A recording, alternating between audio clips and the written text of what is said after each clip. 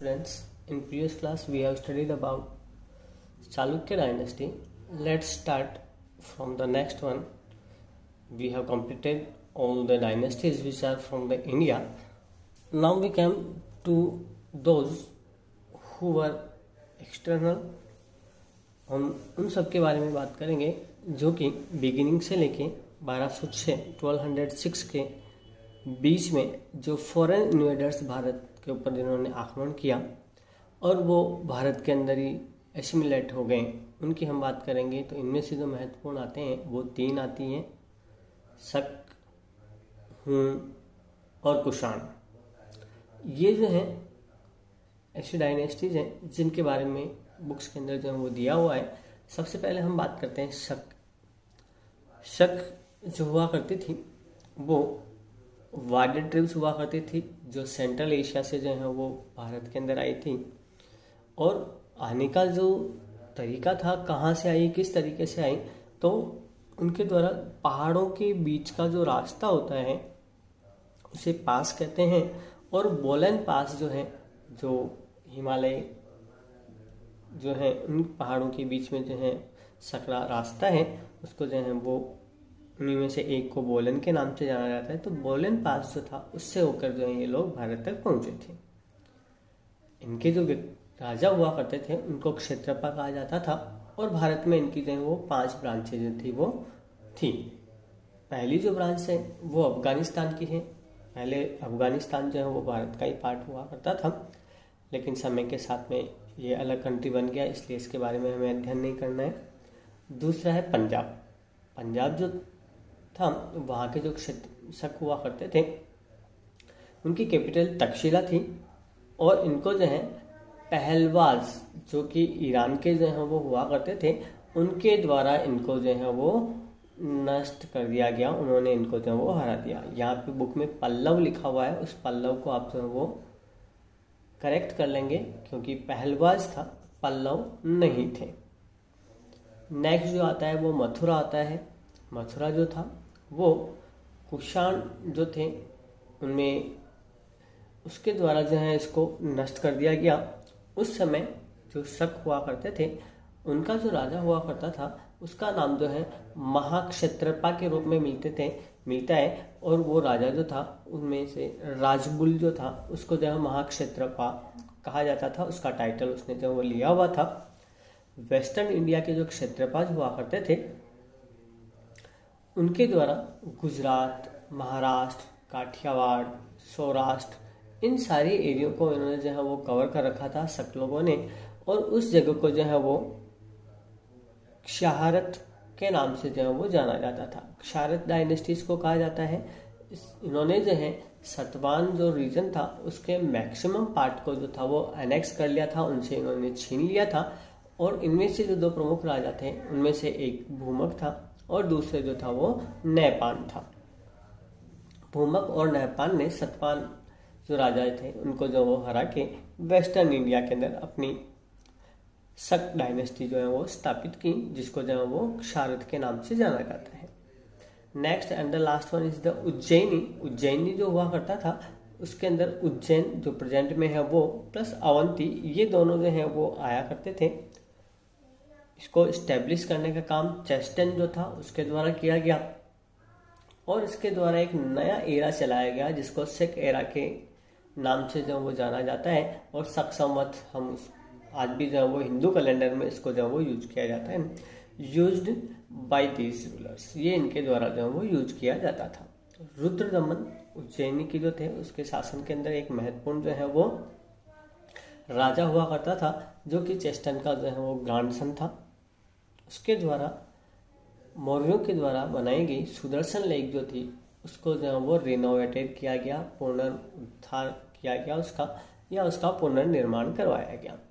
ये सारी जानकारी जो रुद्रदमन के बारे में हमें मिलती है वो जूनागढ़ का जो एडिक्ट है, जैसे रॉक एडिक्ट अशोक के हमने पढ़े, उसी तरीके से जूनागढ़ में जो एडिक्ट मिला है उसके अंदर इस सारे के बारे में जो वो इंफॉर्मेशन दी गई है। एम्पायर जो हुआ करता था इसका वो मालवा, द्वारिका, जूनागढ़, मारवाड़, साबरमती रिवर जो है उसके आसपास का एरिया, इंडस वैली, नॉर्थर्न जो कोंकण और विंध्या जो माउंटेन थे, इसके आसपास का सारा जो एरिया हुआ करता था वो रुद्रदमन के द्वारा जो है वो अपने अंडर में लिया गया था। नेक्स्ट जो डायनेस्टी आती है वो कुषाण डायनेस्टी आती है, जिसका जो है वो फाउंडर कुजल खड़फेसिस जो है था उसको माना जाता है। उसने अफगानिस्तान, काबुल और कंधार इन तीनों को जो है वो अपने अंडर में लिया और वहाँ पे कुषाण डायनेस्टी स्थापित की। इनके द्वारा वैदिक जो धर्म था उसको फॉलो किया जाता था और उसने जो है वो वैदिक धर्म को अपनाया। इसका बेटा जो था विम खड़फिस आता है। विम खड़फिस जो है वो शिव सेक्ट को जो है वो मानने वाला था। ये ऐसा राजा था जिसके द्वारा भारत में पहली बार सोने के सिक्के चलाए गए, जिसके ऊपर नाम लिखा हुआ था। जो सोने के सिक्के इसके द्वारा बनवाए गए थे उसके ऊपर त्रिभुज यानी ट्राइंगल जो होता है उसकी, त्रिशूलधारी शिव का जो त्रिशूल होता है उसकी, शिव और उनका जो वाहन होता है नंदी, उसके चेहरे जो थे वो करेंसीज के ऊपर बने हुए थे। इसके बाद में जो महत्वपूर्ण राजा आता है कुषाण डायनेस्टी में वो कनिष्क आता है। कनिष्क का के आप याद रखेंगे क्योंकि जितने भी जो है इसके एरियाज आएंगे उसको जो है वो इम्पोर्टेंस रहेगी। कनिष्क ने 4th बुद्धिस्ट काउंसिल जो थी वो करवाई थी, कुंडलवन में करवाई थी, जो कि कश्मीर में है। तो इसको शॉर्ट ट्रिक में याद कर सकते हैं आप, के मीन्स क्या हो गया, कनिष्क ने कुंडलवन में कश्मीर में 4th काउंसिल करवाई। जो 4th काउंसिल करवाई गई उसकी प्रेसिडेंटशिप जो है वो बुक में जो लिखा हुआ है वो थोड़ा रॉन्ग लिखा हुआ है, उसको आप जो है वो चेंज कर लेंगे। वहाँ पर आप जो है वो वासुमित्रा करेंगे, ठीक है। बुक के अंदर रॉन्ग दिया हुआ है, उसको आप ठीक कर लें। इसकी कैपिटल जो थी पहली वो पेशावर हुआ करती थी और इसके बाद में इसने अपनी कैपिटल जो थी वो पेशावर से मथुरा जो थी वो स्थापित कर ली। इसके द्वारा एक नया जो एरा स्टार्ट किया गया जिसको शक एरा के नाम से जाना जाता है, जो अपने हिंदू कैलेंडर के अकॉर्डिंग है। और ये जो है वो हमारा जो नॉर्मल जो इंग्लिश वाला जो कैलेंडर होता है उससे ये 78 ईयर्स आगे चलता है। He conquered Kashmir and establish at town Kanishkapur. इसके द्वारा कश्मीर जो था उसको जो है वो जीत हासिल करने के बाद में कनिष्कपुर जो था वो बसाया गया। इसके अलावा उसने जो है वो कोटन, कासगढ़ और यारकंद जो जगह थी उसके ऊपर जीत हासिल की। इसके समय में 3 जो है वो बुद्धिस्ट स्कॉलर जो महायान जो उसकी ब्रांच होती है उसको जो वो फॉलो किया करते थे वो प्रेजेंट थे। उनके नाम है VAP वेब के नाम से आप उसको याद कर सकते हैं शॉर्ट ट्रिक के रूप में। उसको आप वासुमित्र, अश्वघोष और प्रसव के नाम से जो वो जानते हैं। तो ये 3 इसके समय बुद्धिस्ट स्कॉलर्स हुआ करते थे इसके कोर्ट में। फेमस मैथमेटिशियन नागार्जुन, सर्जन चरक, ये इसके कोर्ट के अंदर जो है वो थे। इसके द्वारा महायान सेक्ट जो होता है बुद्धिज्म का उसको जो है वो फॉलो किया जाता था। तीनों जो इसके स्कॉलर्स थे उसके बारे में हमने ऊपर पढ़ लिया था। इसके शासनकाल के दौरान जो है भारत का ट्रेड जो थी उसकी ग्रोथ जो थी वो बहुत ज़्यादा हुई। नेक्स्ट और जो लास्ट जो ट्रिप थी वो थी हूणा जो हुआ करते थे वो भी सेंट्रल एशिया के हुआ करते थे। इनको बार्बरिक यानी राक्षस जिसको हम कह सकते हैं दैत्य, उनके नाम से जो वो जाना जाता था। और फर्स्ट अटैक इनके द्वारा जो है 458 के अंदर किया गया था जिसके अंदर इनकी हार हुई थी। इसके बाद में तोरमन जो था उसने जो है वो आक्रमण किया और उसने गुप्ता एम्पायर को पूरी तरीके से नष्ट कर दिया।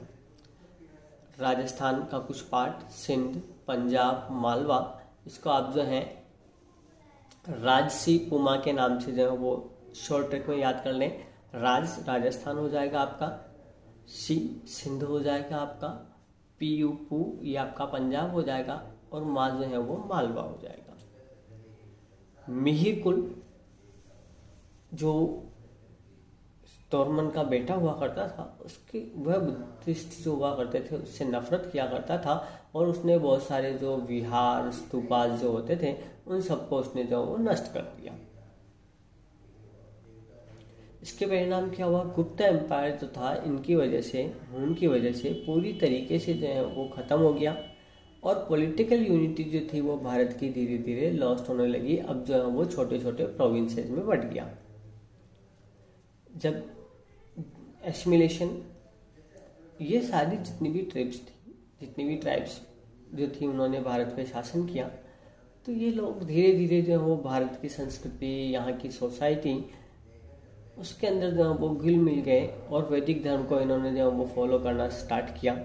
सेविज्म जो होता है उसको इन्होंने फॉलो किया, और इस तरीके से ये धीरे धीरे जो है वो भारत के ही होकर रह गए, और ये वापस कभी जो है वो बाहर नहीं गए। ये आपका फर्स्ट चैप्टर जो है वो पूरा होता है। अगला चैप्टर हम जो है वो नेक्स्ट क्लास में स्टार्ट करेंगे।